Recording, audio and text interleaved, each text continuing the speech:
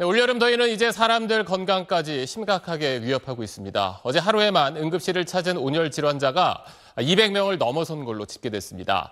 자, 올해 5월 20일부터 어제까지 발생한 온열 질환자가 한 1,200명 정도 되는데 이게 지난해 같은 기간과 비교를 해보면 2배 반 정도 많은 숫자입니다. 또 온열 질환 때문에 숨진 걸로 추정되는 사람도 벌써 8명이나 됩니다.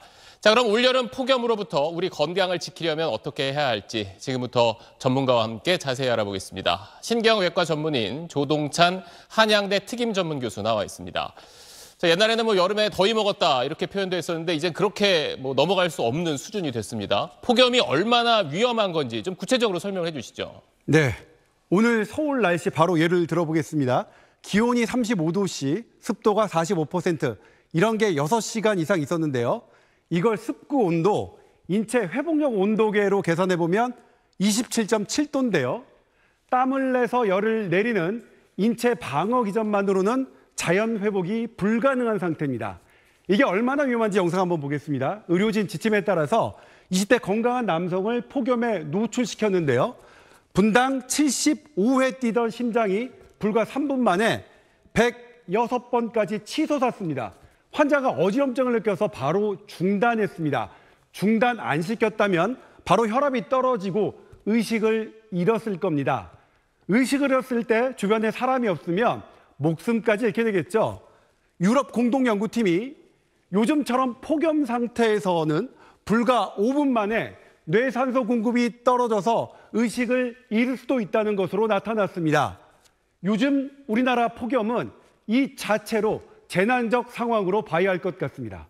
그러네요. 그런데 특히 이제 이런 날 어쩔 수 없이 계속 밖에서 일해야 하는 사람들이 있잖아요. 그런 분들이 더 조심해야 될 텐데 예를 들어서 어지럽다든지 내가 정신을 잃을 것 같다. 그러면 어떻게 해야 되는 겁니까?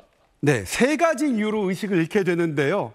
혈압이 너무 낮아져서 뇌 혈액에 공급이 잘 안 되는 거고요. 체온이 40도까지 올라가서 뇌 자체가 손상받는 겁니다. 그리고 염분이 너무 많이 빠져나가서 삼투압 균형이 깨지는 건데요. 심장이 빨리 뛰거나 어지럽거나 토할 것 같거나 계속 더운데도 오히려 땀이 나는 게 줄어들면 의식 잃기 직전이라고 봐야 합니다. 무조건 다른 사람의 도움을 받을 수 있는 서늘한 곳으로 이동해야 합니다. 앞서도 잠시 나왔지만 이렇게 더운 날은 아무래도 염분이 빠져나가기 때문에 땀을 흘려서 그러니까 미리 좀 소금을 먹어두면 좋다 이런 말도 있었잖아요. 그게 실제 효과가 있는 겁니까? 네, 땀을 많이 내면 실제로 나트륨이 많이 빠져나갑니다. 그래서 소금을 미리 먹어두는 게 더위 예방법을 알려졌었는데요. 그런데 일본 연구팀이 소방관을 대상으로 조사해봤더니요.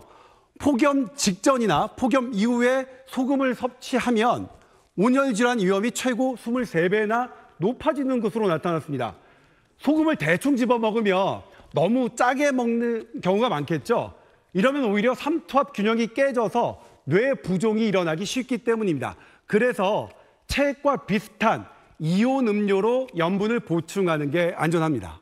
네, 우리 주변에 몸이 약한 분들한테 더 배려가 필요한 올 여름인데 특히 이제 임산부한테도 이 폭염이 위험하다면서요. 네, 지난해 네이처 메디슨에 발표된 논문 바로 보시겠습니다. 임신부가 폭염에 노출되면 조산 26%, 사산 13%, 선천성경 위험도는 48%까지 높아집니다. 임신부에 대한 특별한 배려가 필요합니다. 그리고 지난해 보면 온열 환자가 8월에 가장 많았는데요.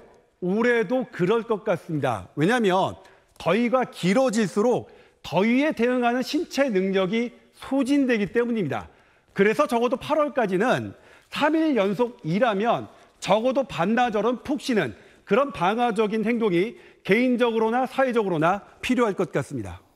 지금처럼 저희가 장마철에 폭우나 홍수 대비하듯이 이제 여름에 이런 폭염에 대한 준비도 철저히 하겠습니다. 네, 지금까지 조동찬 한양대 특임 전문 교수였습니다.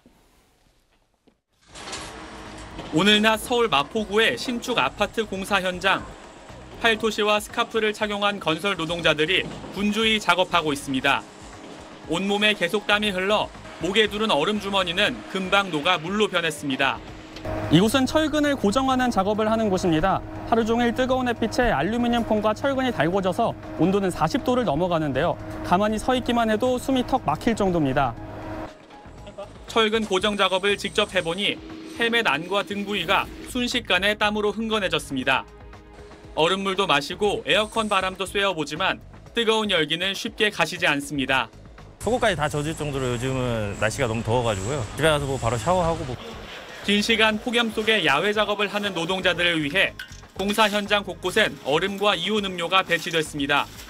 무엇보다 가장 중요한 폭염 안전 수칙은 휴식 시간 보장입니다.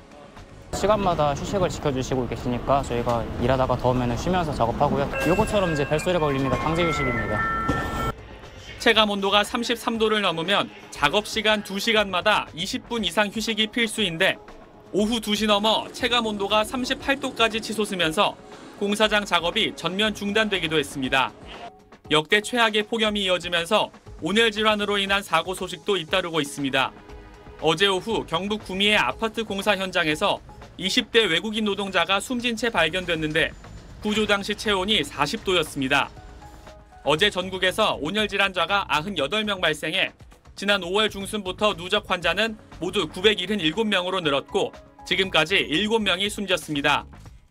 폭염에 노출될 수밖에 없는 야외 노동자들에 대한 휴식 시간 보장과 작업 전후 몸 상태 확인 등 더욱 철저한 대비가 필요합니다.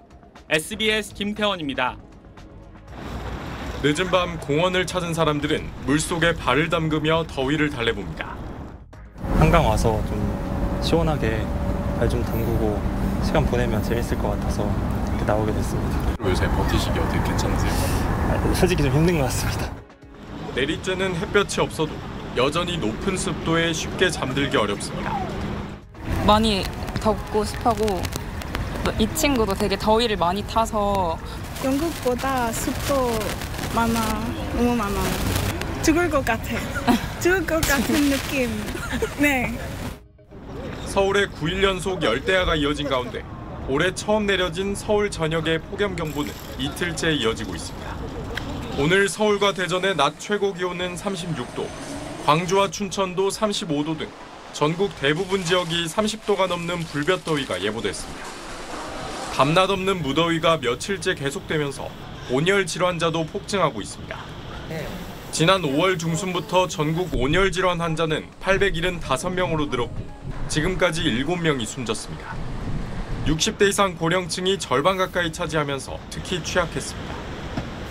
행정안전부는 지난달부터 폭염 재난 위기 경보를 경계 단계로 올렸고 서울시도 어제부터 폭염 대응을 강화하면서 9,100여 곳의 대비시설을 운영하고 있습니다.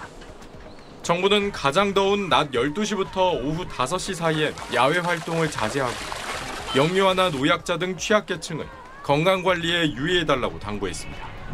SBS 김덕현입니다.